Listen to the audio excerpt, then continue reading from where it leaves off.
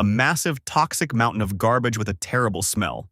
It's hard to believe, but people here grow crops on the trash. They also catch shrimp in the water right inside the dump site. To us, it looks like hell. Why do they stay in such a brutal environment? In Cebu, Philippines, we documented this harsh reality and the incredible strength of the human spirit. This is a true story, unknown to the rest of the world. Hi, this is Cebu and this is my business partner, Kezon. Hello, this is Kezon from Cebu Reality, and we are right now at the Inayawan landfill site. If you might be wondering how these people make food or gather food, you might probably think that they would go to the public market. But here we have discovered different ways in which people produce their own food. Today we're going to be discovering and uncovering the impossible ways that these people make and produce their own food through farms. Actually, the plants we've found here is actually from a farm, right? And we're about to actually talk to the farmer here that kind of handles this area. This right here is covered in a plant called botig, and right across there is actually lemongrass and malunggay, which is, how they make food around this area. And it's really fascinating to me and probably to you, knowing that there are actually people here growing food right underneath all this trash. Because at the end of the day, underneath this trash is fertile soil that, the plants are literally growing out of. So this farmer here is, finding his own ways to eat, to survive within these areas, and I don't know if he sells it or not, but we're going to interview him in a few short moments. He's actually right there planting a new batch of balanghoy.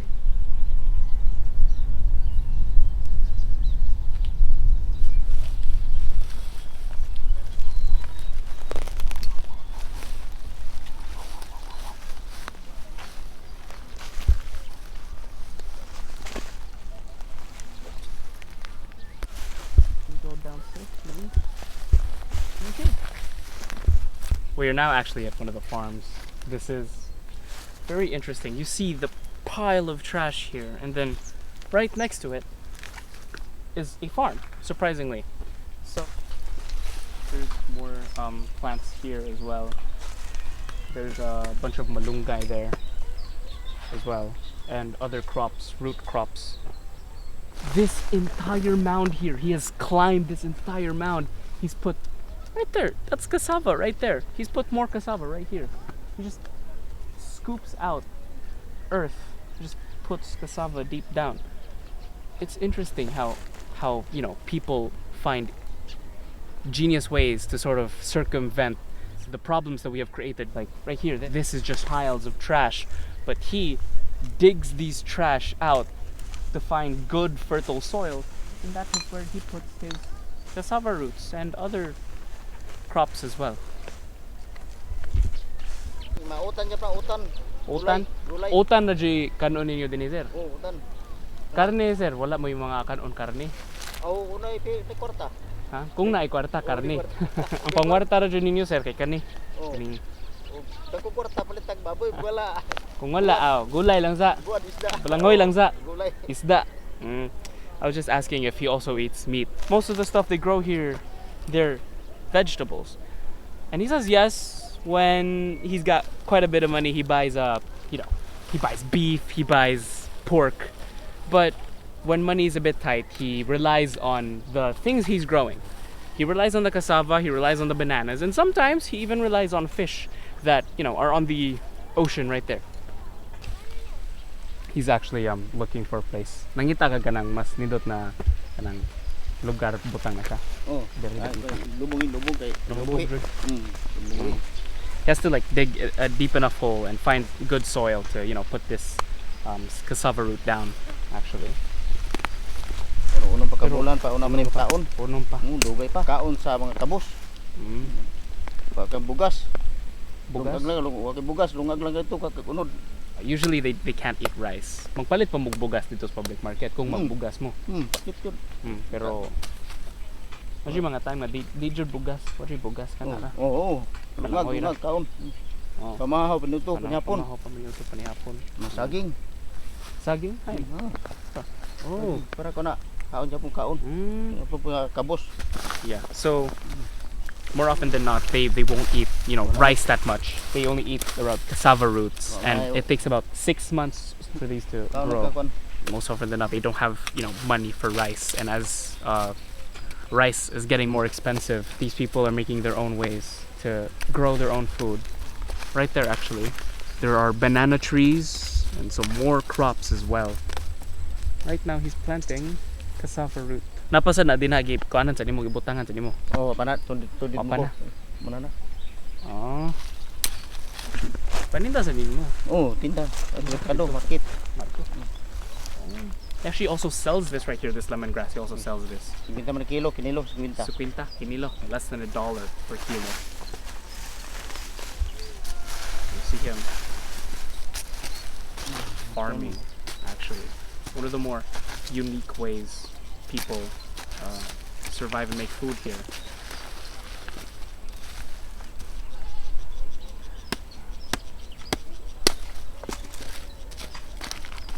Kuan jud din kanang laom jud kayo. Lugat sa kaon ani. Lugay pa sa mga kaon. Bulos ni mga kabos kabukiran. Just making a remark about how it's really hard for these people to eat. Pero pangitaan jud paagi sila makakaon. Mga kabos kamot lang mabuhi kay ang madato di man kaon ani di kaon. Bugas. Bugas. Mamalit ra sila. Wala kuan ba? Issue, palit na lang. Palit lang, tilaw lang. Tilaw lang.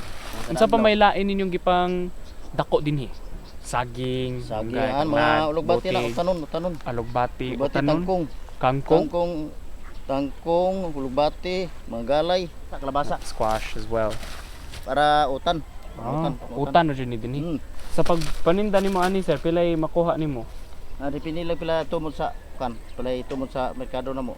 Depende lang sa mong kaon ba. Pilay order mo sa kaon diha. Kung nay mo order ani ila lang order ati meron sa gatos ka kilo. Usa ka gatos. 50 kilo, 30 kilo ana lang. Pindi ra na silang kaon na kilo. Ito mo market ya. Usually depends, but he keeps it about 50 pesos per kilo, and how many kilos someone gets, he gets that as well. So for example, someone gets like around 5 kilos, he makes 250 pesos. Ang mga average nimo makita boss sa usa ka buwan? Adi pa mi ko nanig ma ko sa kabulan kay kuno nga namanam. Depende ra jud na siya. Naay mga uban buwan nga wa kita. Wa kita. It really depends, because in most months he doesn't earn anything at all, and this farm is actually just his way to make food, not just to sell.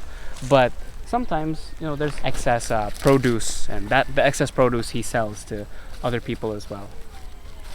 Walay laing ka buan ni dinhi sir? Wana kanira jud dinhi. Mari. Dirni na jud imong gipili. Mari mga produkto ni dito boss. Boss. Lamin ito lang taon videohan ito kay na mga sili. Dito hawan limpyo dito. It's actually way better to apparently video there, because there are way more crops. Much cleaner there too as well. So we'll be going there. Down.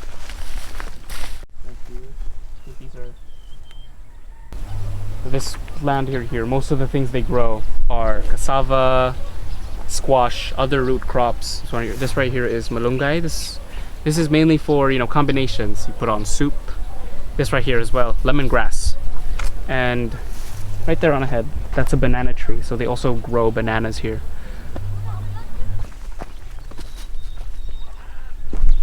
Wait, no, I was wrong. I used colors. But apparently I was led. This right here is interesting. I don't know which flower this is.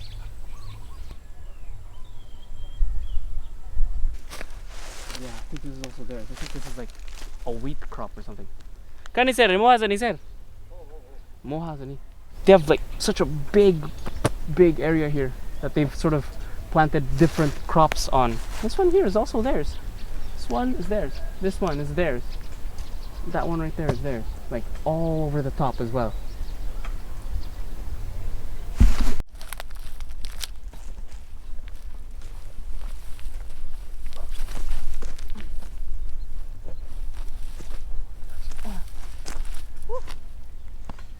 We have just covered one of the land farms within Inayawan landfill.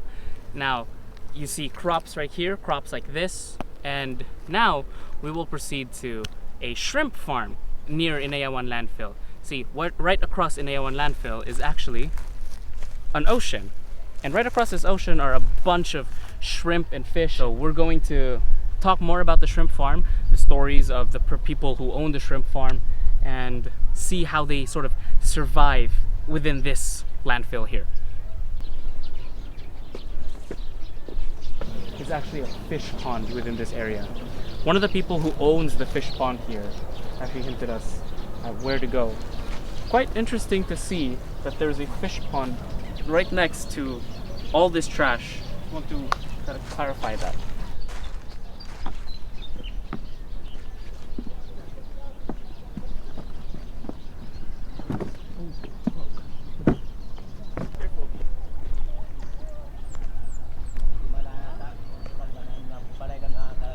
Sujet? Oo. Sujet. Okay ha. Lingkod na. Tawag kisa.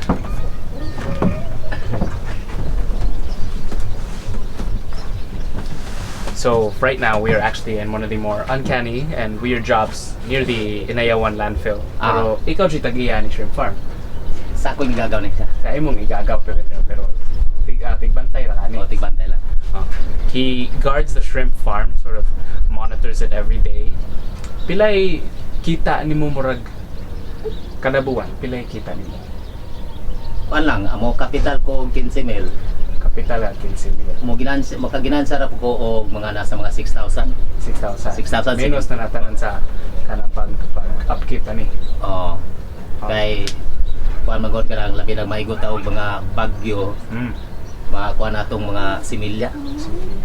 Bantayan. Bantayanan kayo kasi malapawan. Mukawas man sila. Mukawas. Ikadua, may kuan pa, may mga isda pa mukaon sa imong similya. Pero nindot ang imong similya nga wa joy makuan. Okay, okay ra. Okay ra. So kada harvest mo kita kag 15k. Dili. Di ka. Walang kanang say 7k. Wala kay mga kaila din sila na tigtrabaho sa din na tigkuhag mga basura. Dagan ri mga agent. So naadyo gyapon yung mga mangyabo din basura. Oh, dito na. Dito na giyabo. Dito gyabo. Dito na gyapon. Oh, ang public. Natuwa ang mga scavenger. Scavenger. So the actual government landfill is around there by SRP. So there are where the scavengers are working at. Unsa may kanang bation ninyo after nakadungog mo na ay abli na din ibalik? Dire abri ang kana ba? Landfill.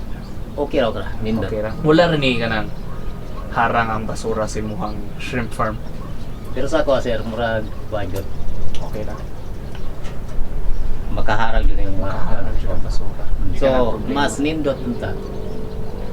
Nayo sila yung mga area nga walay basura.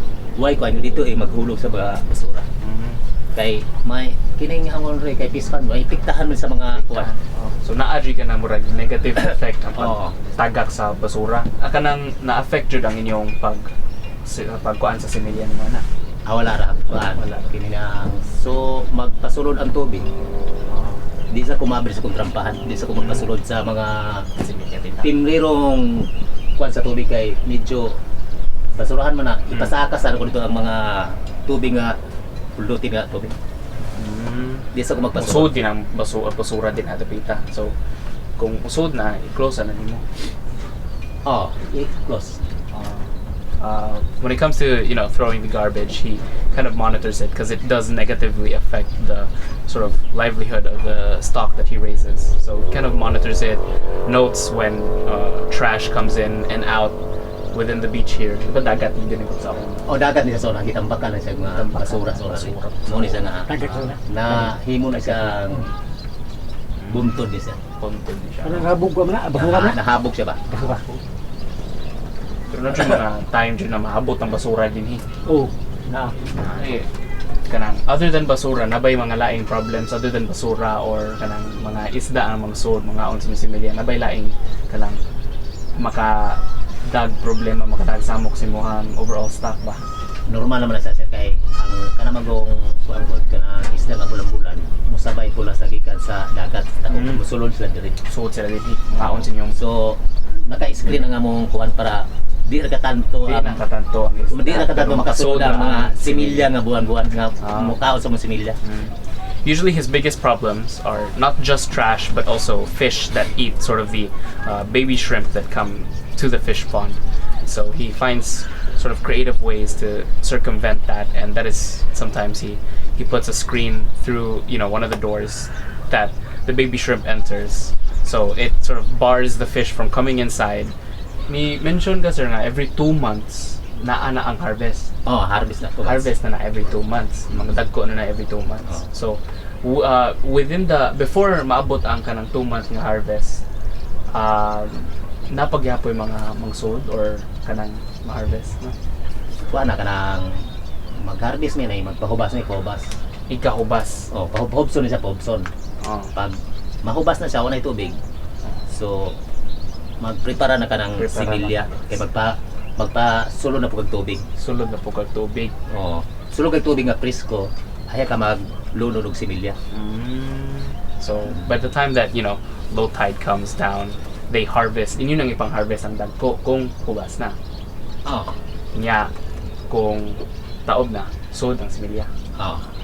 Once high tide comes in, the baby shrimp enters here, and once low tide comes in, the big shrimp that are about 2 months old, they gather it around and they sell it. Asan mo ipaninda Sa kuan sa merkado sa Inayawan. Merkado sa Inayawan Public Market. Public market. Ano ba kailaing market nga ipang kuan? Depende sa kung daghan ang imong ma-harvest. Kung di mapas rin sa Inayawan, dito ka sa Pasil. Pasil? Oh, Pasil. Ikay gahimani or imong ingagaw? Soho lang. Nagpasoho lang. Pero murag joint venture na kamudo ha. He and his relative owns this pond, and they both made this pond and kind of keep up this pond as well. So how many years he is doing this kind of Pila business? nakakatu? 1 year. 1 year pa lang. Bago-bago pa di eh. Bago pa lang. But before nimo, naanay nag-ngani din eh. Or ikaw pa lang? Nanay siya. Naanan siya. Kasi naitagian ginabinta. Ibinta siya. Yeah, Tapos kamoy. gipalit sa ako igagaw. Oh. Kami na nagpa-retire na. And now his relative just gave him the sort of right to take care and protect this farm as well. Pila nakakatuig puyo jud din sa inyo? 1 year. 1 year aside. So nibalhin ra ka din sa paghuman og palitan ni. Kamo ra duha ang ka bantayan ni dinhi. Ako lang isa. Ikaw. Bisita lang. Bisita na natin. Migo ra. What was his previous job? Security. Ano ni murag kuan di ka kana? Prosko kayo. Unsa pa may lain dining mga isda nga iko pasayan ra jud ni dinhi. Kaya siya pasayan nga maset karon dire. Tilapia ni siya. Tilapia na dinhi. So naay mga laing mga tigkwasag isda, mga fisherman din mga adtosad para manguhag tilapia. Dira mga tao lang mo ari dire mamalit. Tao lang. Thank you. Thank you. We have gone ahead and discovered the different ways that which the citizens here of the Inayawan landfill make ways to survive. They find different ways to survive. Right here beyond us is a farm, and right across us is a shrimp farm. We've discovered the different, farms that a lot of these citizens have made on their own, and it's crazy to think that they have made such elaborate and intricate farms within areas that are near garbage piles. But it also reminds you that people will always find a way. People will always find a way to survive. People will always find a way to eat and live. And this is just one of the many creative and genius ways to find ways to live. And this problem that we have created ourselves as humans, other humans have also found ways to go around and circumvent that problem. This has been Cebu Reality. Thank you so much for watching.